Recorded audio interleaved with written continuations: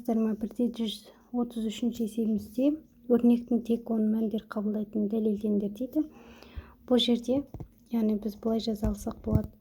А қосылған 1-дің квадраты қосылған 1 түрінде жазып көрейік. Енді мына формула бойынша ашатын болсам, а квадрат қосылған формулада 2-ні 1-ге бөлсек 2а болады, қосылған 1 болады.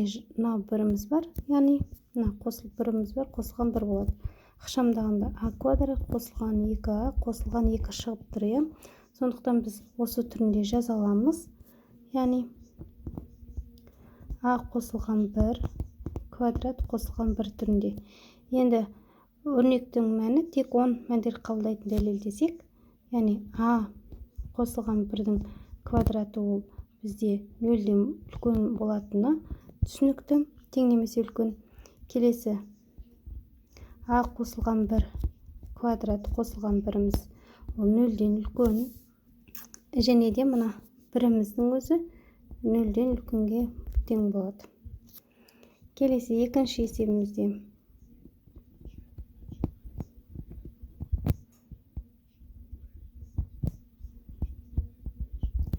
бұл жерде тағы да формула, яғни x азайтылған y-дің жақша сыртында квадратын біз қалай жазамыз? X квадрат минус болады 2xy қосылған y квадрат.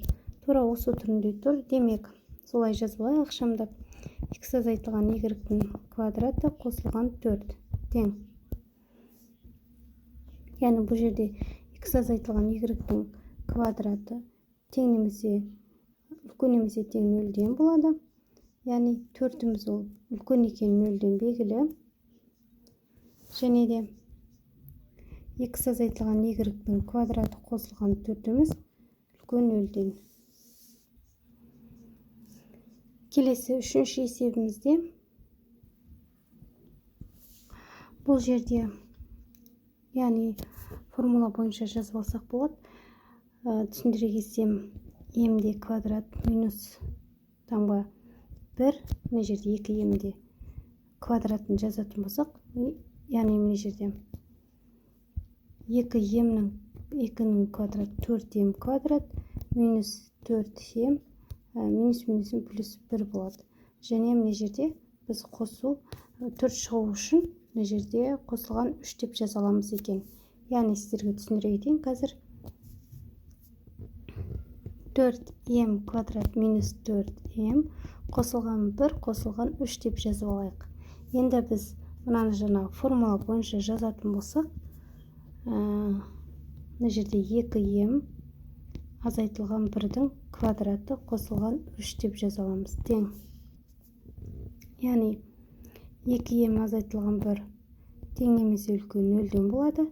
3-іміз үлкен 0-ден, 2m азайтылған 1-дің квадраты қосылған 3-іміз 0-ден үлкен болады. Яғни өрнектің мәні тек 10 мәндерді қабылдайтынын дәлелдедік.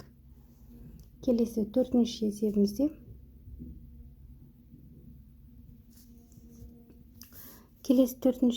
мына жерде бір формула тұрған байқаймыз. Яғни с қосылған b-ның квадратымыз қалай жазаушы едік? С квадрат қосылған 2с b қосылған b квадрат түрінде жазамыз. Енді бұны біз минус таңбамен алсақ, мына жерде таңбамыз минус болады, мына жерде плюс болады.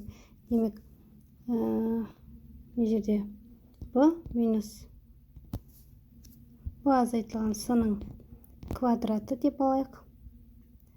b азайтылған с квадрат, мына жерде плюс а квадрат қосылған 3. Яғни а квадратымыз қалды және 3-іміз қалды жаздық. Тең. Бұл жерде b азайтылған с квадратымыз тең немесе үлкен 0-ден болады. А квадратымыз тең немесе үлкен 0-ден болады. Және 3-іміз үлкен 0-ден болады. Ал b азайтылған с квадрат қосылған а квадрат қосылған 3-іміз тең немесе үлкен болады 0-ден. Мына жерде үлкен болады тек 0-ден деп жазамыз. Келесі 534-ші есебімізде бұл жерде біз минус x-імізді жақшаның сыртына шығарып жіберек. Минус x-ті жақшаның сыртына шығарып жіберсек, мына жерде бізде минус x шығып кетті ғой. Минус 2 шығып кетті ғой. Яғни 2x квадрат қалады. Минус шығып кетті. Енді мына жерде 4x-мізде 2 шығып кетті. Яғни минус шыққандықтан мына жерде тағы да минус болады. Өйткені бізде мына жердегі таңбамыз плюс таңба. Минус 2x болады. Мына жерде плюс таңба болады 1. Яғни минус пенен плюсіміз минус таңбаны береді. Демек енді мына жерде көріп тұрғандарыңыздай минус 2-міз 0-ден кіші, және де 2x квадрат минус 2x қосылған 1-міз үлкен немесе тең 0-ге болады. Ал егерде минус 2 жақшаның сыртында 2x квадрат минус 2x қосылған 1-мізді алатын болсақ, тең немесе кіші болады 0-ден.